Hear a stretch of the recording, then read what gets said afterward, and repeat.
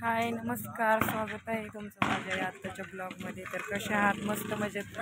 तर मी रील्ससाठी तयार झाले होते, तर साडी घातली नाही, तर आता साडी चेंज करणार आहे. हे कसा लुक वाटते कमेंट करा, नक्की सांगा. दुकानाला बाहेर आले होते, तर बघू शकता इकडं दुकान आहे.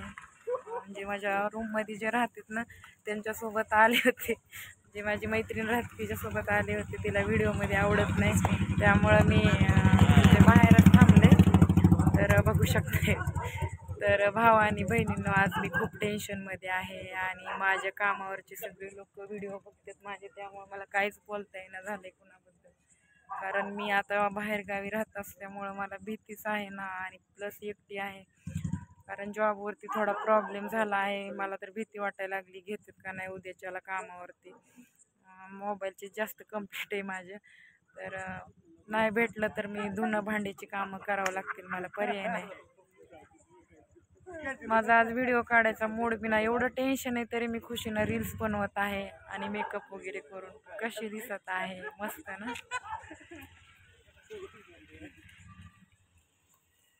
हाय हॅलो, आता मी घरी आले, साडी वगैरे चेंज केली आणि बघू शकताय कशी वाटते साडी, कसा वाटतंय लुक. कमेंट करा, नक्की कळवा मला. रील्ससाठी केलं होतं, तर बघू शकता येल्लो कलरची कशी वाटते. कपाळाला थोडं कुंकू लावलं होतं ते म्हणजे रील्ससाठी. तर कसं वाटतंय? मस्त. जवळून बघा, जवळून बघा चेहऱ्यावर काय दिसत. आज खुश नाही मी, तरी बी खुश आहे. याचं कारण एक आहे की बाबा मला म्हणजे मी कसं सांगू तुम्हाला, सांगाय पण नाही मला. विषय लय हार्ड आहे बरं का आजचा. जॉबवर माझा परिणाम झाला आहे ह्या व्हिडिओमुळं. तर कदाचित उद्या मला घेतील का नाही घेतील माहीत नाही. मी मग आज सांगता सांगता राहिले. आता खंडेरायाची इच्छा काय आहे ती काय नाही ती, नाही तर मला घरकामच करावं लागेल, आता पर्याय नाही. जिंदगी झंड झाली माझी. जेवण करायचंय अजून. इकडं बघू शकता स्वयंपाक चालू, रील्स बनवत बसले. आजचा दिवस खूपच खराब होता माझ्यासाठी भावा आणि बहिणींनो. खूप म्हणजे खूप त्रास झालाय मला आजच्या तारखेमध्ये, खूप त्रास झालाय. तर असा त्रास कुणाच्या नशिबी नसावा, जी माझ्या नशिबात आहे. असली जिंदगी जगण्यापेक्षा मस्त म्हणजे जाऊ द्या, आता तेच तेच बोलायचं नाही मला, सारखं सारखं तेच बोलायला. तर एकदम थोडा सिंपल मेकअप केलाय तर छान वाटतंय ना. तर भावा आणि बहिणीनं, जेव्हा मी रडते टेन्शनमध्ये असते तेव्हा माझा चेहरा कसा होऊन जातो, आणि जेव्हा मी खुश असते तेव्हा माझा चेहरा कसा होतो, एकदम मस्त होतो ना.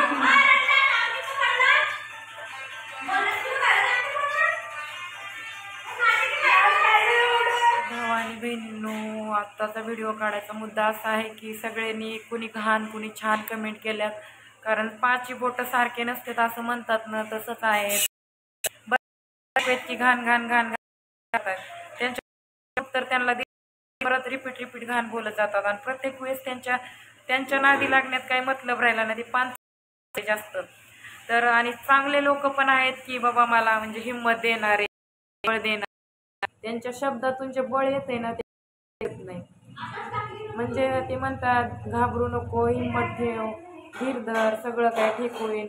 त्या लोकांचा मला अभिमान वाटते आणि त्या लोकांसाठी मी व्हिडिओ बनवत राहते. आणि कोण कोण माझ्या व्हिडिओची वाट बघत आहे त्यांनी कमेंट करून नक्की कळवा मला, कुणा व्हिडिओ आवडतात आणि कुणाकुणाला नाही आवडत ते पण. तर माझ्या आयुष्यात जे होतंय मला बोलते, एवढं स्ट्रगल आहे माझ्या आयुष्यात, तरी मी हसत आयुष्य काढते. मान्य मला कधी कधी सहन होत नाही गोष्टी, मी रडत बसते, रडत रडत व्हिडिओ काढते, पण कधी कधी सहन होत नाही, तुमच्यापाशी मन हलकं करते. आणि काही जण म्हणतात ना की सोशल मीडियावरती आली, नवऱ्याला कायदा दाखव, कोर्ट दाखव, कचेरी दाखव, तिथून तुला न्याय मिळेल. तर मी एका व्हिडिओमध्ये सांगितलंय कोर्ट कचेरी कायदा हा फक्त नावाला राहील, न्याय आहे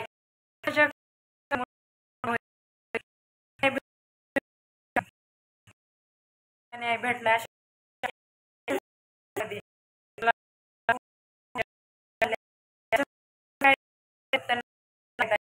7 वर्ष झालं मी भांडण खेळते. तुम्ही जे म्हणतात ना तू सोशल मीडियावर तमाशा मांडू नकोस, तू कायद्यात जाऊन मांड, तर माझा तमाशा कायद्यात बी झालेला आहे. इतका तमाशा झालाय की 500 वकील मला ओळखीत आहे कोर्टामध्ये, एवढा माझा तमाशा झालेला आहे.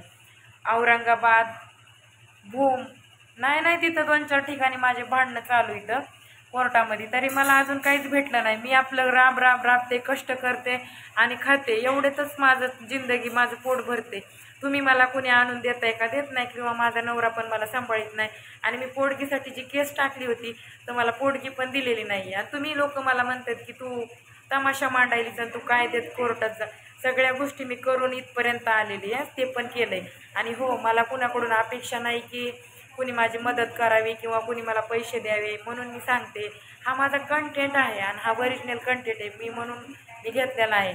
आणि मला सांगायला काहीच प्रॉब्लेम नाही आहे. जे माझ्या आयुष्यात होतंय ना ते मी तुम्हाला सांगते, कारण माझ्यासारख्या चांगल्या व्यक्तीवर जी वेळ आली ते दुसऱ्यावर वेळ येऊ नये. की कुत्र्यासारखी नरक जिंदगी मी जगते, तशी कुठल्याच स्त्रीवर अशी वेळ येऊ नये.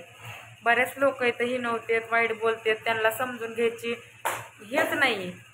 नका समजून घेऊ, काही फरक पडत नाही, मला काही हरकत नाही. किती वाईट बोलायचं ती बोला, कारण एक मन आहे बघा जुनी, निंदकाचे घर असावे शेजारी. तसं तुम्ही निंदक माझ्या सोबत असला तरी माझं चांगलं होणार आहे. उलट मला अजून बळकट होईल मी तुमच्या वाईट चितण्यानं. आणि हो, पावलावर लोक मला वाईट भेटतात. एक जणाने कमेंट केली की बाबा तुझ्यात काहीतरी दोष असेल म्हणून तू कुठंच टिकत नाही कामावर. पण तुम्हाला मी एक उदाहरण दिलं की खरा माणूस कुठंच टिकत नाही. तो ऑफिसात टिकत नाही, तो शेतात टिकत नाही, तो घरात टिकत नाही, ना तो नातेवाईकात टिकत नाही. तो एकटाच राहतो शेवट. तसं मी खरी आहे, त्यामुळे मी कुठंच टिकत नाही. सत्याच्या बाजूला कोणीच उभा राहत नाही सध्याच्या जमान्यात, हे मात्र खरं आहे. आणि मी टेन्शनमध्ये असताना सध्या मी असं हसत जीवन जगण्याचा प्रयत्न करते, कारण मला 2 लेकरं आहेत.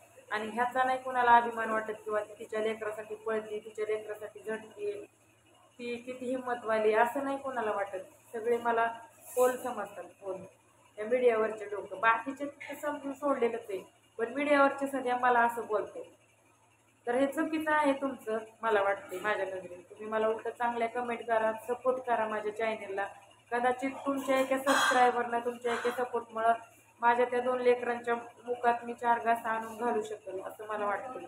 आणि व्हिडिओ बनवून काय मी लई मोठा गुन्हा करत नाही, पोटा पाहण्यासाठी मी बनवते व्हिडिओ. मला पण आज ना उद्या पेमेंट चालू होईल बाबा, लेकरा बाळा किती जगते माझे. ठीक आहे, मी नाही लई काय कमवलं तर त्यांचं पोट पाणी तरी भागू शकेल हे आशेनं मी करते.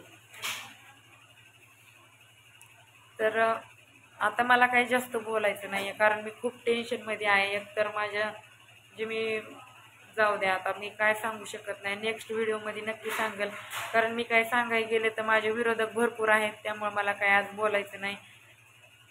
जे बोललं आहे ते थोडक्यात बोलले. पहिलंच मी डिप्रेशनमध्ये गेलेले आहे, नंतर नक्कीच बोलू. तर आता चला जेवण करायचे, 10:30 वाजलेत. तर मी जेवण करून घेते, तुम्ही पण जेवा, आराम करा. तर चला भेटूया सकाळी. Good night, bye.